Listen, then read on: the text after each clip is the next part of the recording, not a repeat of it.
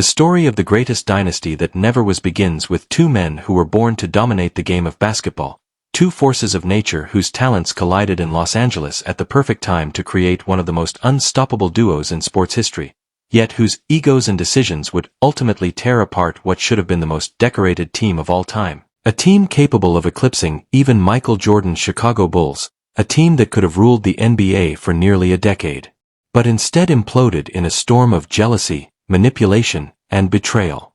In 1996, the Los Angeles Lakers orchestrated two of the most significant moves in franchise history, moves that seemed destined by fate itself. They signed Shaquille O'Neal, the most dominant physical presence the league had seen since Wilt Chamberlain, a 7'1", 325-pound wrecking ball who combined size, speed, and charisma like no one before. And on draft night they traded for a skinny 17-year-old kid from Lower Merion High School named Kobe Bryant, a brash teenager with dreams bigger than the city he was about to call home, a teenager who famously told the world during his pre-draft workouts that he was ready to take on Michael Jordan himself.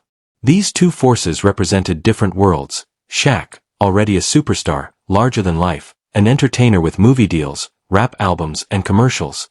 Kobe, the unproven rookie who carried himself like he was destined for greatness before he had even scored a single NBA point.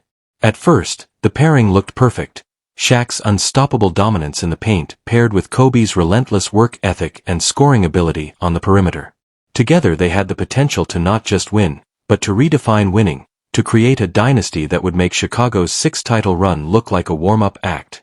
But from the very beginning, there were cracks in the foundation, cracks that would grow deeper with each championship and finally shatter the entire empire in 2004. Shaquille O'Neal's arrival in Los Angeles was met with a level of fanfare rarely seen in sports. He was Hollywood personified, a giant with a smile, a man whose nickname, Superman, felt almost too small for what he represented. He was supposed to be the final piece of the puzzle to restore Showtime, the Lakers' golden era of Magic Johnson, Kareem Abdul-Jabbar, and James Worthy.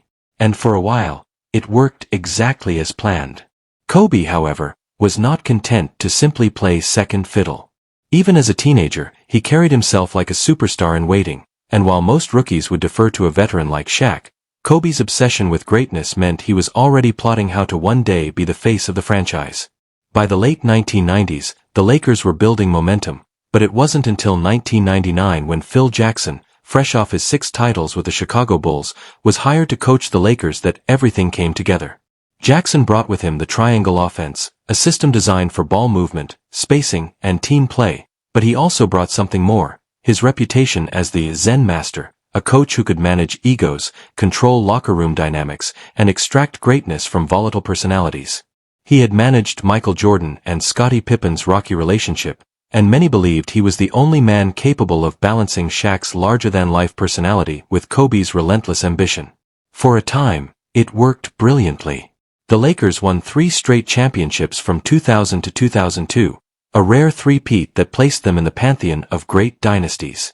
Shaq dominated the paint like no one else in NBA history, winning 3 straight Finals MVPs, while Kobe matured into the league's most feared closer, hitting clutch shots, locking down opponents on defense, and delivering in the biggest moments.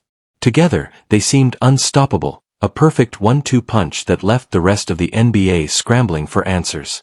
But beneath the surface, the tension was boiling. Shaq believed the team should run through him. He was the Finals MVP, the unstoppable force who demanded double and triple teams, the man who drew defenses like a magnet and made life easier for everyone else.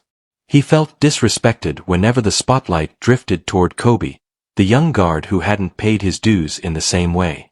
Kobe, on the other hand, saw Shaq's lack of conditioning, his tendency to show up to training camp overweight, his habit of relying on sheer size and strength instead of year-round preparation, and he resented it.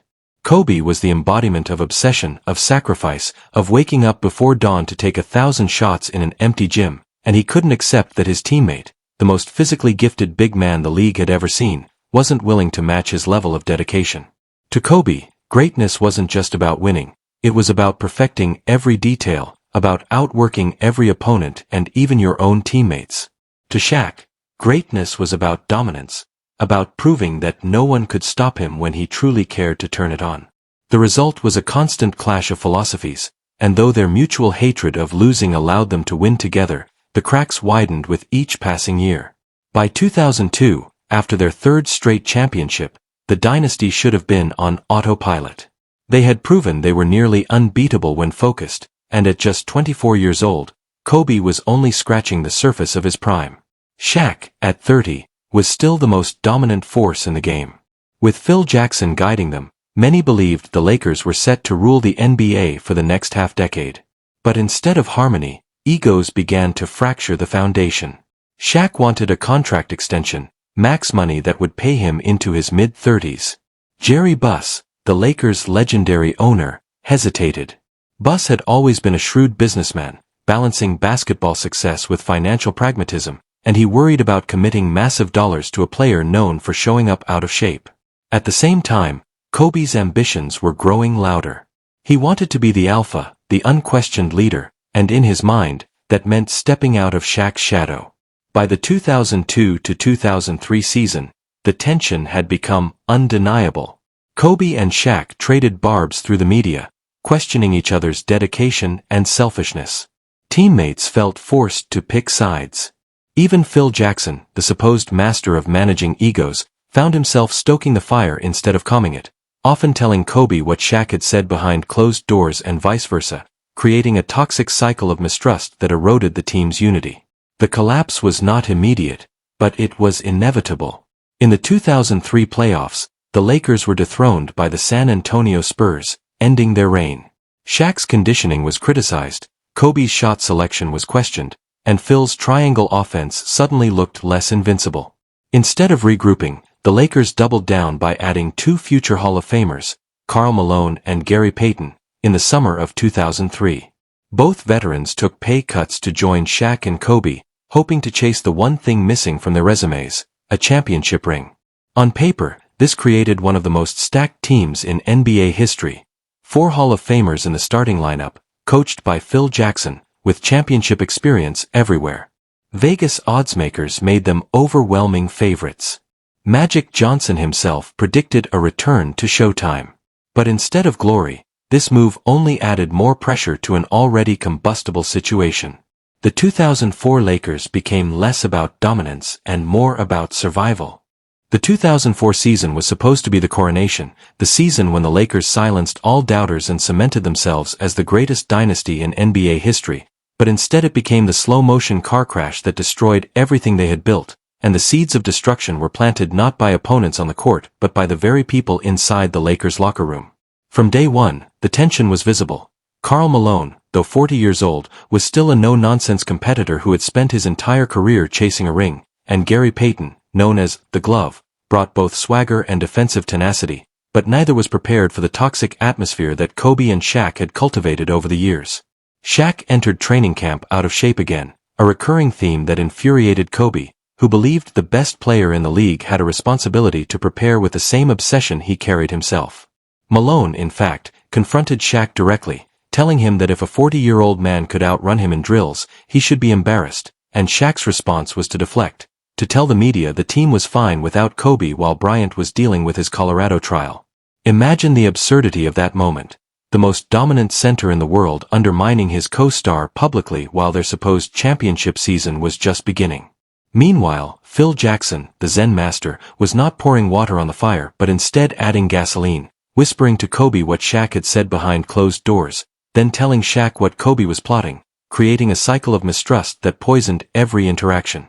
Years later, Robert Horry revealed that Phil thrived on conflict, that he believed tension kept teams sharp, but in 2004 it didn't sharpen the Lakers, it destroyed them. This manipulation was compounded by the front office decisions of Jerry Buss, who quietly told insiders he had no intention of giving Shaq the massive extension he wanted, despite Shaq being the finals MVP of all 3 previous championships. Buss, ever the businessman, wasn't going to pay max dollars to a center entering his mid-30s who didn't treat the offseason with discipline. Instead, Buss allowed the media to focus on the Shaq versus Kobe feud, letting the 2 greatest players in the league tear each other apart publicly while he positioned himself to cut ties with one of them.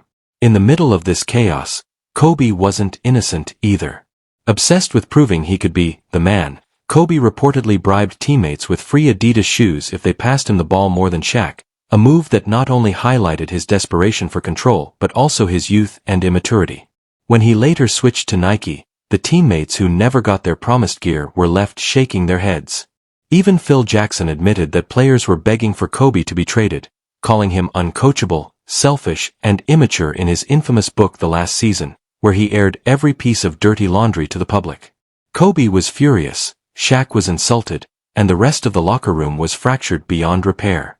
By the time the playoffs rolled around, the Lakers had limped their way to the finals, more on talent than chemistry, and when they faced the Detroit Pistons, a team with no superstars but with unity, discipline, and hunger, the result was catastrophic. Detroit didn't just beat the Lakers, they humiliated them, dismantling their so-called super team in 5 games. Chauncey Billups outplayed Peyton, Ben Wallace neutralized Shaq with sheer energy and effort, and Kobe, desperate to prove himself, forced shots and ignored the offense, a fatal flaw that sealed their fate. The loss wasn't just a defeat, it was an implosion on the biggest stage in basketball. The Lakers didn't lose to Detroit because of talent, they lost because they had destroyed themselves from within. In the immediate aftermath, the dynasty collapsed overnight. Jerry Buss traded Shaq to Miami for pennies on the dollar, effectively choosing Kobe as the future of the franchise while avoiding the massive extension Shaq demanded. Phil Jackson, who had already told Buss he wouldn't return if Kobe did, was let go as coach. And to top it off, Phil cashed in by writing The Last Season, where he portrayed Kobe as a juvenile narcissist, and Shaq as lazy and sensitive, cashing in on the destruction he had overseen. Think about that for a moment. The coach who had just won 3 championships with these 2 players, who had earned $30 million from the Lakers, burned them all for a book deal, trashing both stars while setting himself up for his eventual return. Because here's the twist of irony that makes this story sting even more.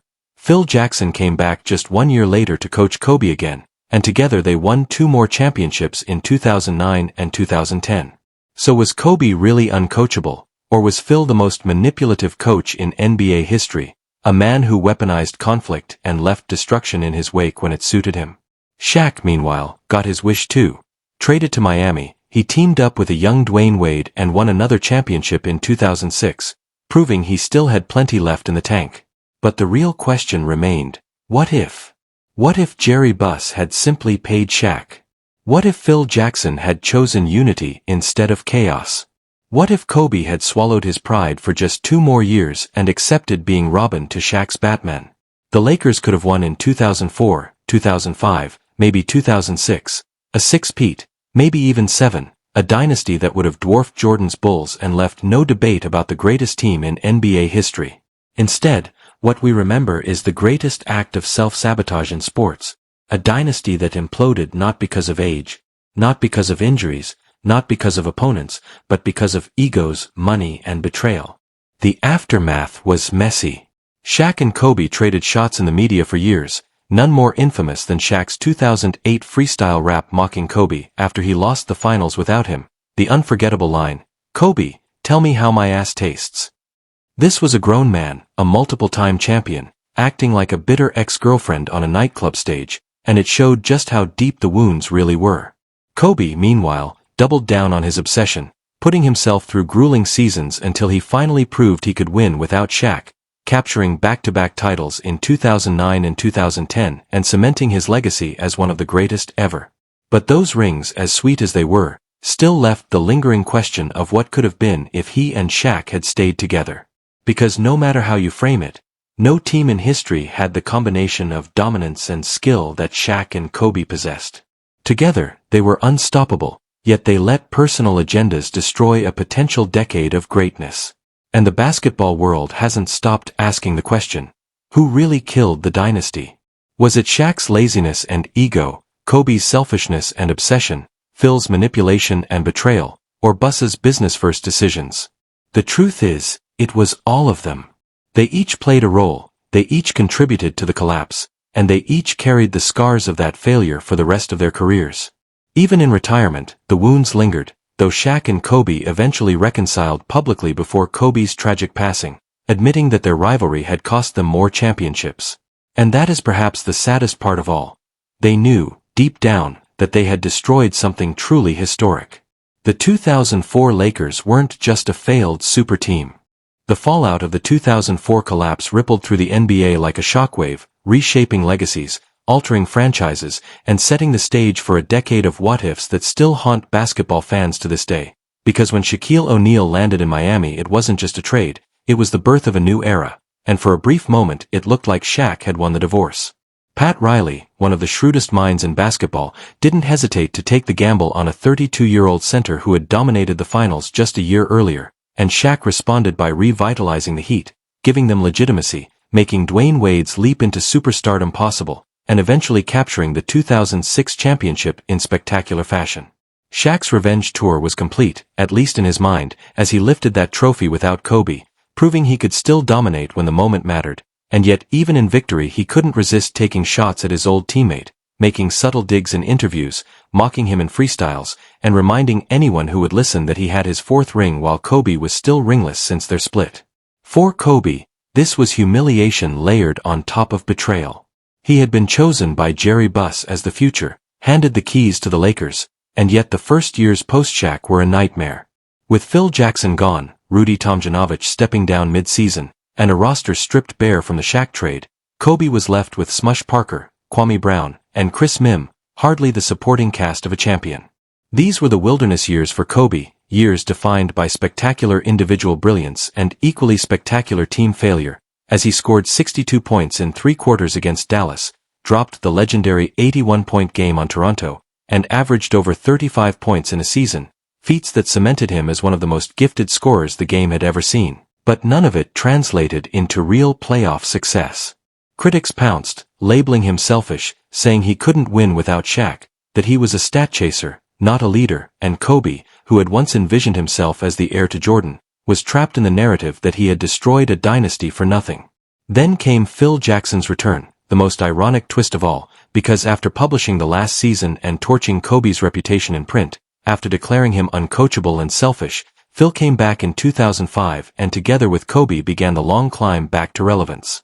Phil knew that Kobe had matured in some ways, hardened by the criticism, humbled by the losing, and Kobe knew he needed Phil's system and wisdom to bring order to his relentless obsession. It wasn't easy, the rosters were still flawed, the Western Conference brutal, but slowly the Lakers rebuilt, and Kobe transformed his approach, learning to channel his intensity into elevating teammates rather than isolating himself. The arrival of Pau Gasol in 2008 was the turning point, giving Kobe the skilled big man he needed, and suddenly the Lakers were back in the finals, facing none other than their historic rivals, the Boston Celtics. That 2008 finals loss was devastating, not just because the Lakers were blown out in Game 6, but because it reinforced the old narrative. Kobe couldn't win the big one without Shaq. And Shaq, never missing a chance to twist the knife, climbed on stage and delivered the now infamous rap, "Kobe, tell me how my ass tastes." It was childish, it was petty, but it was also brutally effective, because it echoed what critics were already saying. Yet what no one realized in that moment was that this humiliation was the fuel Kobe needed. The Mamba mentality, the obsession, crystallized in those years, and Kobe dedicated himself to proving everyone wrong, not with words but with championships. In 2009, Kobe finally broke through, leading the Lakers past Dwight Howard's Orlando Magic to capture his fourth ring, and the image of him leaping into Pau Gasol's arms was more than just celebration, it was vindication. The following year, in 2010, came the ultimate redemption, a grueling 7-game series against the Celtics, where Kobe shot poorly in Game 7 but grabbed 15 rebounds, willed his team forward, and delivered his 5th championship, tying Magic Johnson and surpassing Shaq. In the post-game, when asked what the win meant, Kobe couldn't help but grin and say, "I got one more than Shaq." It was the perfect encapsulation of their rivalry. Petty, competitive, eternal.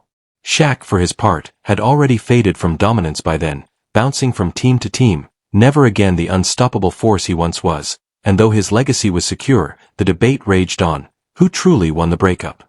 Shaq got his early ring in Miami and the satisfaction of proving he didn't need Kobe, but Kobe outlasted him, outworked him, and closed his career with 5 championships and a reputation as one of the fiercest competitors in sports history. But what's fascinating is how this rivalry, this implosion, reshaped NBA culture itself.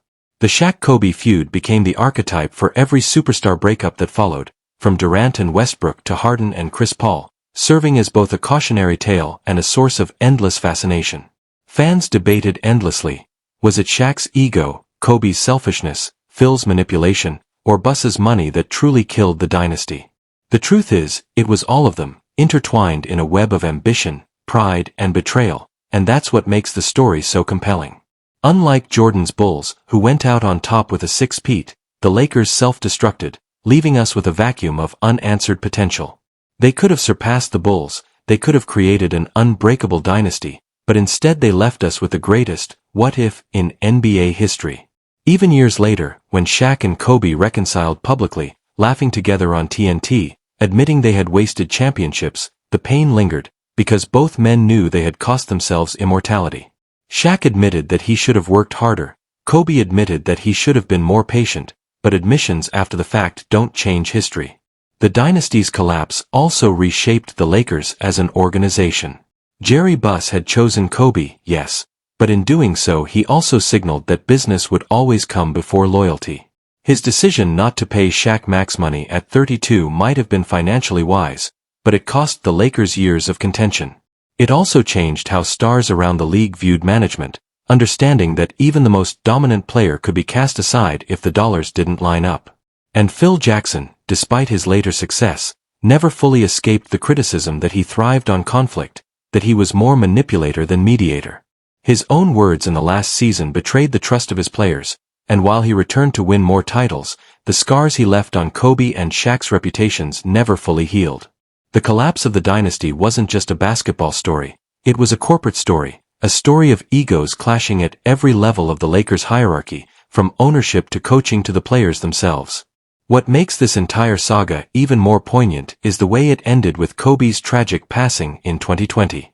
In the aftermath of his death, Shaq broke down on national television, sobbing, admitting he hadn't told Kobe how much he loved him, regretting the years they had spent feuding, the shots taken in interviews. The legacy of the Shaq and Kobe feud is perhaps the most complicated in basketball history, because unlike most dynasties that simply aged out or were toppled by stronger competition, this one imploded from within, leaving behind a story that feels as much like Shakespearean tragedy as it does like sports journalism, and when we look back at the echoes of those years, we realize how their rivalry shaped not just the Lakers but the very culture of the NBA. In the years after Kobe's fifth championship, the league itself underwent a transformation. LeBron James had taken his talents to Miami, forming the infamous super team with Dwayne Wade and Chris Bosh, and in many ways that move was a direct consequence of the lessons learned from Shaq and Kobe, because LeBron saw firsthand how fragile greatness could be when egos and front offices clashed, and rather than wait for ownership to build around him, he seized control of his destiny. That sense of player empowerment, of stars dictating their own futures, had its roots in the collapse of the Lakers dynasty, because everyone saw how management had chosen sides, how Shaq had been cast aside, how Kobe had been vilified, and how the truth had never really been told until it was too late. Younger stars took note. Don't wait for someone else to secure your legacy, take matters into your own hands. But beyond player movement, the Shaq-Kobe saga also changed the way fans and media consumed basketball. The explosion of sports talk television in the 2000s fed on the drama, with endless debates about who was to blame, who was better, who had the bigger legacy. Every sports bar conversation, every internet forum, every early YouTube highlight reel carried the fingerprints of this feud, and it made the NBA more than just a game. It was a soap opera, a drama that kept people hooked even in the off-season. The league leaned into it, recognizing that rivalries, controversies, and personal grudges were as marketable as buzzer beaters and dunks. For Shaquille O'Neal, the twilight of his career became a patchwork of short stints, bouncing from Phoenix to Cleveland to Boston, never again the dominant diesel but always the entertainer, the media personality, the larger-than-life figure who turned his career into a second act of commercials, commentary, and comedy. He became beloved in retirement, a gentle giant who could laugh at himself, a businessman who turned his image into a brand, but for all the smiles and gags on inside the NBA, there was always that shadow. What if he had taken his conditioning more seriously? What if he had sacrificed a little ego for the sake of Kobe? What if he had pushed for reconciliation sooner? Shaq often deflected those questions with humor, but the truth slipped out in quieter moments, like his tearful tribute after Kobe's passing, or his admission in interviews that he knew he had wasted championships. For Kobe, the final decade of his career was a different story altogether. The injuries piled up, from the torn Achilles in 2013 to the knee and shoulder problems that followed, but he remained the face of the Lakers, stubbornly loyal to the franchise, even when they languished at the bottom of the standings. His farewell tour in 2016 was not just a celebration of a career but a public reckoning with his legacy, as fans everywhere, many who had once despised him for his arrogance, his shooting, his feuds, came to appreciate the relentless drive, the artistry, the obsession that made him unique. His final game, the 60-point explosion against Utah, was pure Kobe. Flawed, inefficient, exhausting, but utterly unforgettable, a night where willpower itself seemed to bend reality. The reconciliation between Shaq and Kobe in those years felt like closure, like the wounds of the past had finally been acknowledged. Their joint interview in 2018, where they laughed about their fights, admitted their mistakes, and even joked about who would win in a one-on-one, offered fans the catharsis they had been craving for decades. But fate had other plans. When Kobe, along with his daughter Gianna and 7 others, tragically died in the helicopter crash in January 2020, the entire basketball world stopped, and no one was more visibly shattered than Shaquille O'Neal. On TNT, through tears, he admitted he had lost his little brother, that he had taken for granted the time they had, that he wished he had told Kobe more often that he loved him. In that moment, the feud that had defined so much of their careers seemed almost trivial, and yet it was also what made their relationship so unique. Two men bound by both greatness and conflict, who could not have become who they were without the other. Kobe's death reframed the story entirely, turning what was once a bitter rivalry into a cautionary tale about time, about pride, about forgiveness. Fans mourned not just the loss of a legend but the loss of all the conversations, the reconciliations, the shared memories that could never happen. And so the Shaq-Kobe dynasty lives on, not just in banners hanging from the rafters of Crypto.com Arena, once Staples Center, not just in highlight reels and documentaries, but in the way it continues to shape conversations about greatness. Every time we debate LeBron versus Jordan, Curry versus Magic, Durant versus Bird, the ghost of Shaq and Kobe lingers, reminding us that greatness is never just about numbers, it's about relationships, about chemistry, about the human flaws that can elevate or destroy dynasties. Phil Jackson's role as both mastermind and manipulator, Jerry Buss's decisions as both visionary and businessman, the supporting cast who stayed silent as history unfolded, all of it weaves together into a tapestry more complex than any simple narrative of hero and villain. The truth is that there were no pure villains, no innocent victims. Shaq was both dominant and undisciplined. Kobe was both brilliant and arrogant. Phil was both genius and opportunist. Buss was both loyal and calculating. Together they built something that could never be replicated, and together they destroyed it, leaving fans with the most tantalizing question in sports. What if? What if Shaq had stayed in shape? What if Kobe had been more patient? What if Phil had truly mediated instead of exploiting conflict? What if Buss had swallowed the financial hit for the sake of more rings? The answers don't matter, because history is set, but the questions keep the dynasty alive in our imagination. In the end, the Shaq-Kobe story is not just about basketball. It is about ambition and ego, about how greatness comes at a cost, about how sometimes the very traits that make people legendary, pride, obsession, competitiveness, are the same traits that destroy them. It is about learning too late that championships are not guaranteed, that time is not infinite, that forgiveness cannot be postponed. It is about the strange alchemy of sport, where two men who could barely tolerate each other still combine to create beauty, dominance, and memories that will outlast them both. And maybe that is the final irony, that the dynasty's collapse, as painful as it was, made it more legendary. Had Shaq and Kobe stayed together and won 5, 6, 7 titles, perhaps we would admire them, but we would not debate them, not relive them, not analyze them with the same obsessive detail.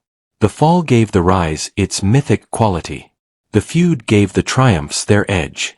The reconciliation, brief and incomplete, gave the tragedy its human heart. This is why, decades later, we still talk about it. The Shaq and Kobe dynasty may have collapsed in 2004, but its echoes reverberate louder with each passing year, shaping not only how we understand basketball greatness but also how we interpret ambition, conflict, and legacy in every competitive arena. Because when people say sports mirror life, they usually point to the teamwork, the perseverance, the resilience. But the Lakers of that era showed us the darker truths. that ego can corrode chemistry, that pride can override logic, that financial decisions can shatter dynasties, and that even the most dominant team on the planet can fall apart not because of external enemies but because of battles within. The 2000-2002 Lakers three-peat remains one of the most dominant runs in league history, with Shaquille O'Neal destroying every big man in sight, Kobe Bryant growing from phenom into assassin, and role players like Derek Fisher, Robert Horry, Rick Fox, and Brian Shaw contributing clutch moments. But what makes those years unforgettable is that they felt like the birth of a dynasty that was supposed to rival the Bulls of the 90s. When Jordan retired, the NBA desperately needed a new global storyline, and for a while, Shaq and Kobe filled that void with a mix of dominance and drama that captivated fans worldwide. Shaq's charisma made him a media darling, starring in commercials, movies, even releasing rap albums, while Kobe became the embodiment of relentless perfectionism, the cold-blooded scorer whose Mamba mentality would later inspire generations.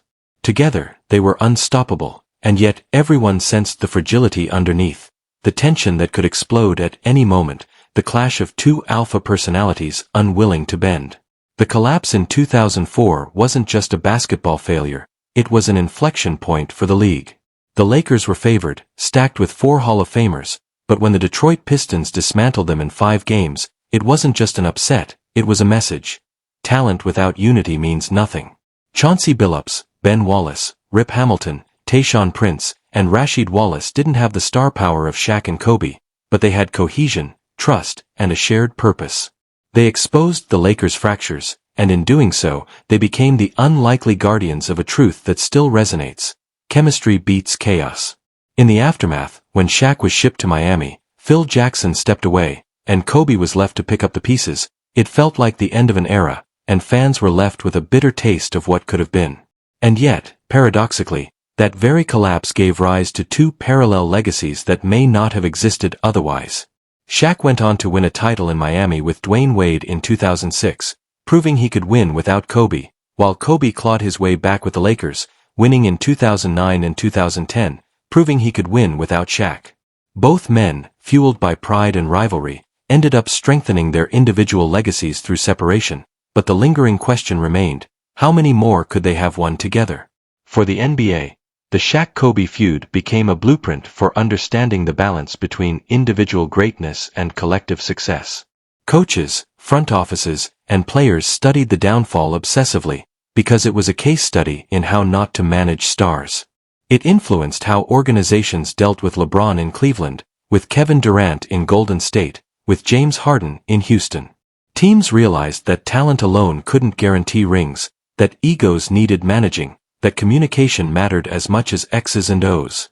Even fans and media evolved, developing a sharper sense for spotting tension, for reading body language, for dissecting cryptic quotes in press conferences. The NBA became not just a game but a narrative playground, where off-court drama was as gripping as on-court highlights, and Shaq and Kobe were the prototype for that storytelling. Kobe's untimely death in 2020 cemented his place not just as a basketball legend, but as a cultural icon whose reach extended far beyond the sport. His Mamba mentality became a mantra for athletes, entrepreneurs, students, and anyone striving for excellence.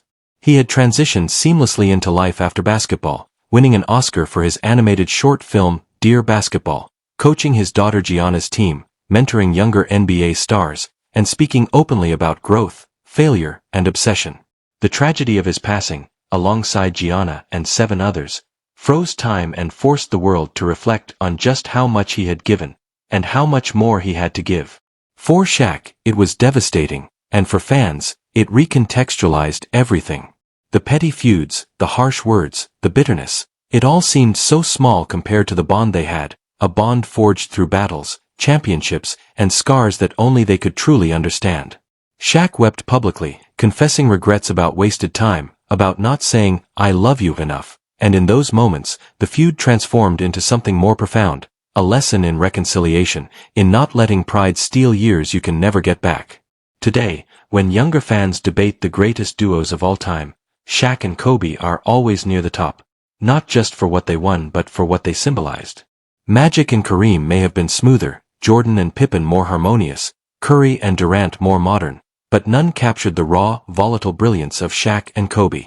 They were fire and earth, immovable and unstoppable, stubborn and transcendent, and that combination created something we still can't look away from. Their story gets retold in documentaries, podcasts,